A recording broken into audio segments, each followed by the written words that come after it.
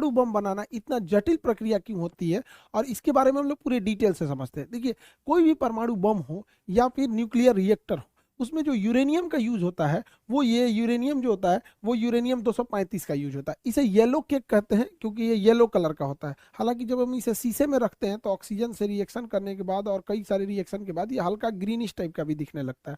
Uranium को हम लोग आशा का धातु कहते हैं, आशा का धातु। और कई बार एग्जाम में जब ये पूछता है भविष्य का ईंधन, तो कंफ्यूज मत हो जाइएगा लोग, भविष्य का ईंधन हाइड्रोजन होता है।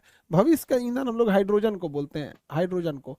और आशा का धातु का कर कहेगा तो यूरेनियम होगा। येलो केक भी होगा तो यूरेनियम। दुनिया का सबसे महंगा पदार्थ यूरेनियम है। हालांकि इसकी प्राइस का कभी कोई डिस्क्लोज किया नहीं इंटरनेशनल मार्केट में, हालांकि दुनिया का सबसे महंगा पदार्थ है।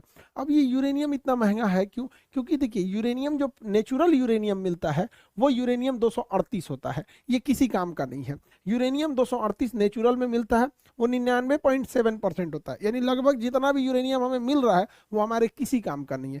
यूरेनियम 99.3 होता है, 7 लिख दिए, 3। अब ये जो हमें हमें जो प्राप्त करना है यूरेनियम 235 चाहिए। अब ये यूरेनियम 235 कितना चाहिए, कितना है प्रकृति में? 0.7%। यानी हमें 100 kg यूरेनियम मिलेगा ना, तो उसमें केवल 700 ग्राम हमें काम लायक यूरेनियम मिलने वाला है। ऐसे अगर परसेंटेज नहीं समझ में आ रहा है तब यहाँ पर, तो 100 kg में 700 ग्राम कितना अजीब हो जाएगा यहाँ पर। तो और दूसरी क्या है ना, दोनों मिक्स होता है।